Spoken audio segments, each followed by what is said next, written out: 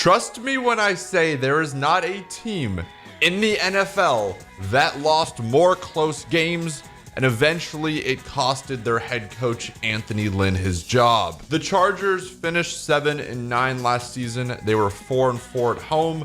They were 3-5 on the road, and they were 3-3 within the division. Offensively, they ranked 9th at 382.1 yards per game, and defensively, they gave up 343.4 yards, which was 10th. Just by looking at those stats, this is a team that should have made the playoffs last season. In round 1 of the draft, the Chargers went with Rashawn Slater, an offensive tackle out of Northwestern. In round 2, they went with Asante Samuel Jr., a cornerback out of Florida State. They took Josh Palmer, a wide receiver out of Tennessee, in the 3rd round. And then with a second, 3rd round pick, they drafted Trey McKitty, a tight end out of Georgia. This is a team that overhauled their entire offensive line. I believe Beluga is the only returning O-lineman. They released Trey Turner. Dan Feeney's not there anymore. Forrest Lamp is gone. Sam Tevy. Cornerback Casey Hayward is with the Raiders. And they did not use their franchise tag on tight end Hunter Henry, who eventually went to the Patriots. Oh, and they also lost safety Rashawn Jenkins. On the flip side, they brought in Pro Bowl center Corey Lindsley from the Packers. Thank you for that.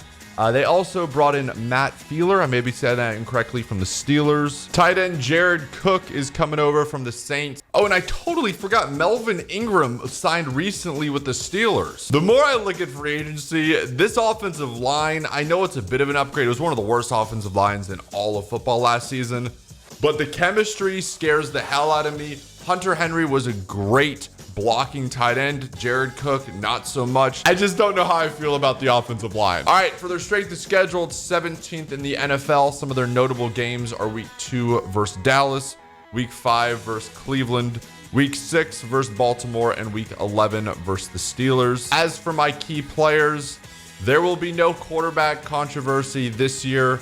Herbert is the man in charge, and he's the starter for a reason. Justin went from a rookie backup to the NFL Offensive Rookie of the Year in 2020. And the only question now is, will he be able to take that next step? Running back Austin Eckler dealt with multiple injuries last season that saw him miss 6 games. Between his running and pass catching abilities, his health plays a huge factor in the success of this offense. And you didn't think I was actually going to leave out Keenan Allen. At 29 years old, Allen is one of the best route runners in the NFL. The 4-time Pro Bowl wide receiver will be a key for the further development of Justin Herbert in year 2. On defense, we have to discuss the highest paid end in football.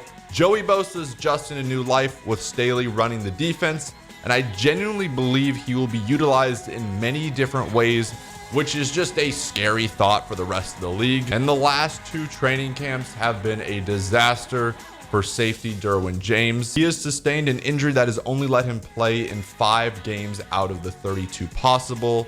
James will be counted on as a leader and possibly the signal caller come this season. But at the end of the day, can this team finally get over the hump when it comes to 1-score games? I don't know how many times I need to say that. They have a franchise quarterback and a roster filled with Pro Bowlers and promising players, but as of late just seem to make a habit of underperforming. As for my projection, I am going to go with 9-8. I think this schedule could be a bit tricky to maneuver.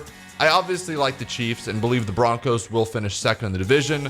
I'm just not very high on the revamped offensive line and think the Chargers are just too thin at edge rusher. I've also just got to see what Brandon Staley brings to the table. Who knows? If he gets that offense rolling, they can make a push for a wild card spot. Anyway, guys, let me know in the comments down below what you guys think. What are your record projections? Again, we are doing this series, so please make sure you guys do drop a like. Make sure you guys do drop a subscription. You like us previewing all the NFL teams before the 2021 season. Thank you so much for watching. Until next time, I'll talk to you guys soon. Peace.